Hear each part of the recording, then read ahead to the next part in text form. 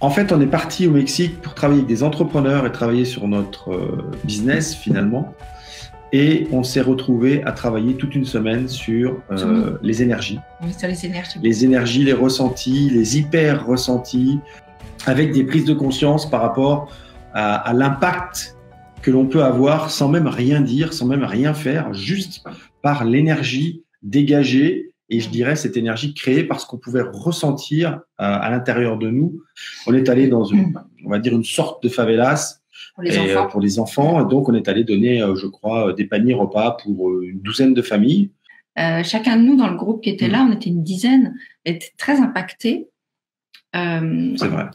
Et chacun, en fait, avec des questionnements. Toi, tu étais très dans le ressenti. Exactement, tu ressentais plein de choses. On était dans ce resort, cet ensemble luxueux, tout inclus, etc. Avec, on passait, je sais pas, au moins 3 portails de sécurité. Tout est beau, on fait le tri partout des déchets. On a à manger à profusion. Tri sélectif, vous direz. Voilà, tri sélectif.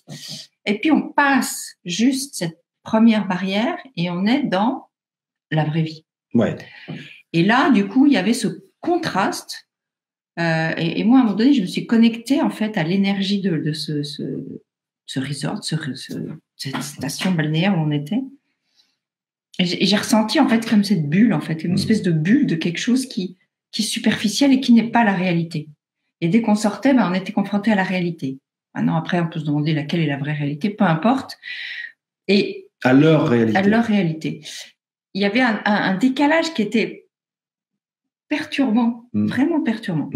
Et après, quand on est allé voir ces enfants, moi, je me suis posé quand même la question de me dire, OK, on leur donne à manger, on leur amène des choses, c'est génial. Mais est-ce que c'est pas en train de faire comme une ingérence? Le risque. C'est le risque, c'est-à-dire finalement, ils aient plus rien à faire, ils attendent qu'on vienne vers eux et qu'on donne de l'argent, à manger, etc. Ce qui est pas le but. C'est pas comme ça, en tout cas, qu'on va les aider. Parce que l'idée, en tout cas pour nous, c'est toujours de remettre le pouvoir dans la main des autres. Comment faire pour finalement aider ces enfants à comprendre qu'ils ont le choix, qu'aujourd'hui ils sont là parce que potentiellement ils ont choisi dans leur incarnation de vivre ça, mais qu'ils ont le choix, qu'il y a autre chose autour.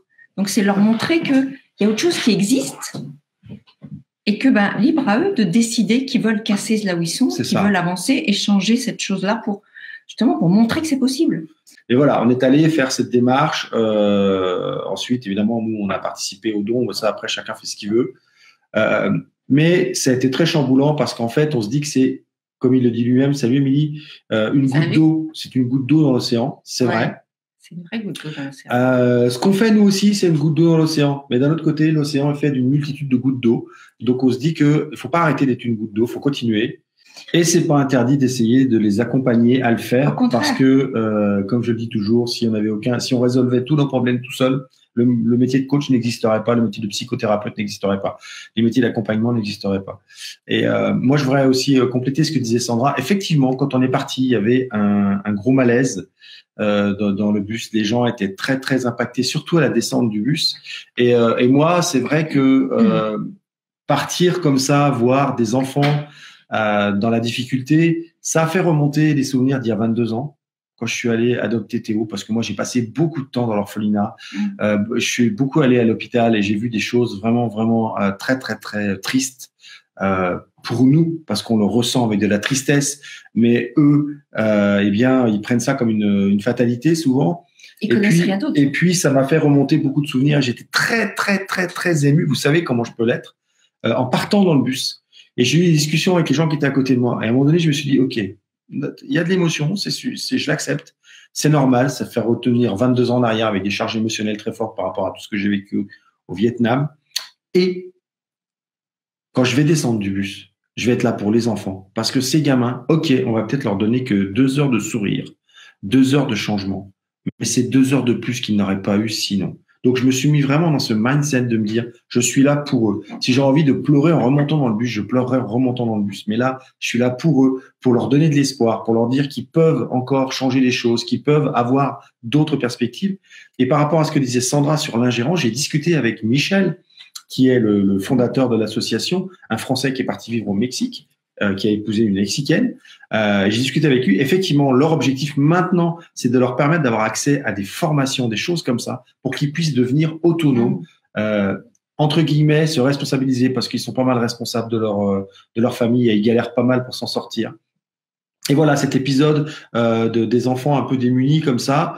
Et à la fois, on fait quelque chose pour les enfants. Et Sandra est allée discuter avec une vieille dame qui n'a plus d'enfants et du coup qui n'a pas de sac repas. Donc on peut pas aider tout le monde. Sauf que si on se laisse impacter juste par ça et qu'on reste juste sur mais ça sert à rien, on peut pas aider tout le monde et qu'on fait rien, c'est encore pire. Donc oui, on peut pas aider tout le monde. Aidons ceux que l'on peut aider autour de vous. Aidez ceux que vous pouvez aider, mais ne faites pas rien au nom que vous ne pouvez pas aider tout le monde. Au nom que vous n'êtes rien et que finalement, c'est pas parce que vous allez vous-même ouais, faire ça. Mais c'est pas vraiment ça que je dis. C'est au nom qu'ils peuvent pas aider tout le monde. Il y a plein de gens, parce qu'ils peuvent pas aider tout le monde, parce que ça va pas être équitable, parce que je vais aider à droite, puis je vais pas aider à gauche, ils aident personne. Et c'est encore moins équitable. Aidez ceux que vous pouvez aider. Et puis, à un moment donné, il y a peut-être des gens qui vont être inspirés par vous, qui vont dire, moi, je vais aller aider de mon côté. Puis la gauche et la droite vont être aidés, pas par les mêmes personnes. Donc, ça, c'est exactement comme pour l'écologie.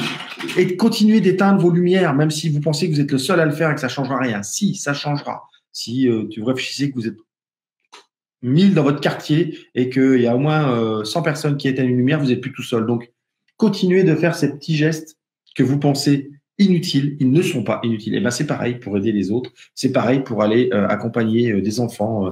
Quand vous sortez du resort, où on vous fait des belles poubelles de tri sélectif, sur 50 mètres de largeur, au long des routes, c'est des dépotoirs. Ouais. Donc, on s'imagine bien que le tri sélectif du resort, il va finir le long de la route ou ailleurs. Parce que, pour une simple et bonne raison, moi, il n'y a aucun jugement là-dedans. Pour une simple et bonne raison, c'est que leur priorité, c'est pas l'écologie. Leur priorité, c'est de vivre. C'est de se nourrir. C'est de trouver à manger pour leurs enfants. Et si vous voyez le professionnalisme et la jovialité des serveurs, des serveuses, des gens de ménage et tout ça dans l'hôtel, c'est fantastique. Nos serveurs à nous et nos femmes de ménage à nous devraient aller prendre des cours au Mexique sur ce qu'est le service à la personne parce que ils sont exceptionnels. Et ils n'ont pas tous du pourboire. Nous, on en a donné à quelques-uns parce que on a essayé de donner à ceux qui nous ont plus impacté. On peut pas donner à tout le monde. Là encore, voilà. On aurait pu ne rien donner en se disant ah ben non, on peut pas donner à tout le monde. Ben non, on a donné à ceux qui avaient eu le plus gros impact sur nous. Dans le bus, quand tu t'es mis dans l'intention de leur offrir ce moment-là, de mettre de côté tes émotions, des trucs qui finalement te mettent de l'intention. Et ça, c'est un truc aussi que j'ai découvert. C'est ce qui est important, c'est pas l'objectif, mais c'est l'intention. Parce que si vous avez un objectif, vous allez bloquer l'énergie. Vous voulez absolument atteindre cet objectif. Alors que si vous êtes dans cette intention, il y a quelque chose de beaucoup plus puissant là-dedans. Quand vous faites quelque chose, quand vous allez vers quelqu'un, quand vous avez un message à passer, quand vous avez un projet à construire, c'est quoi l'intention pour les gens en face? C'est quoi l'intention pour le projet? C'est quoi, voilà. Il n'y a pas de petits gestes, il n'y a que des gestes. Il n'y a pas de petites actions, il n'y a que des actions. Et encore une fois, c'est l'intention. Et il n'y a pas de petites réussites, il n'y a que des réussites. En partant de là, vous allez pouvoir vraiment être serein dans vos actions.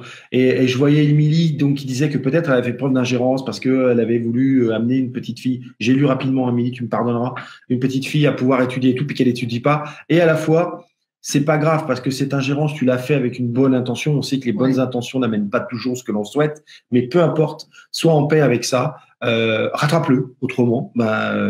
Fais autre chose, rétablis l'équilibre, voilà, mais ne culpabilise pas et dis-toi que ce que tu as fait est fait et que partait d'une bonne intention. Continue autrement, c'est tout. Expérimente, de toute façon, on apprend, voilà. C'est comme ça qu'on apprend. Donc, expérimente, c'est un peu ce qu'on a fait. Ouais, c'est ce qu'on fait tous les jours et j'ai eu l'impression vraiment que cette semaine, c'était une semaine d'expérimentation. Prendre sur moi, évacuer ensuite. Effectivement, on peut aider, proposer des solutions, mais on ne peut pas décider à la place d'eux. Oui, c'est ça. Et en fait, il ne faut pas proposer des solutions, il faut essayer de les faire venir de ceux qui sont en difficulté. Ouais. C'est de les faire imaginer qu'est-ce qu'ils pourraient faire. Et on est exactement sur le sujet de l'accompagnement des personnes. Ouais. Il ne s'agit pas de leur ramener de leur plus loin amener des solutions clés en main. Non, il s'agit, et là, moi, je suis en pleine réflexion. Je vais aider les entrepreneurs à créer une formation de coaching. Je vais amener mon œil à moi. Après, j'ai pas la science infuse, mais je vais amener mon œil. Et le truc, c'est ça, c'est que le coaching, c'est vraiment poser des questions, avoir une posture qui va permettre à la personne en face de trouver ses propres solutions. Il faut qu'elles viennent d'elle, sinon ça ne marchera pas dans le temps. Ça va marcher au début. Ouais, ça me fait penser en fait à une phrase, c'est en fait il faut leur apprendre à pêcher plutôt que leur donner du poisson. C'est ça. C'est un peu ça. C'est ça, c'est donnez-leur du poisson, ils mangeront un jour, apprenez-leur à pêcher, ils mangeront toujours. Voilà. Tu l'as dit bien.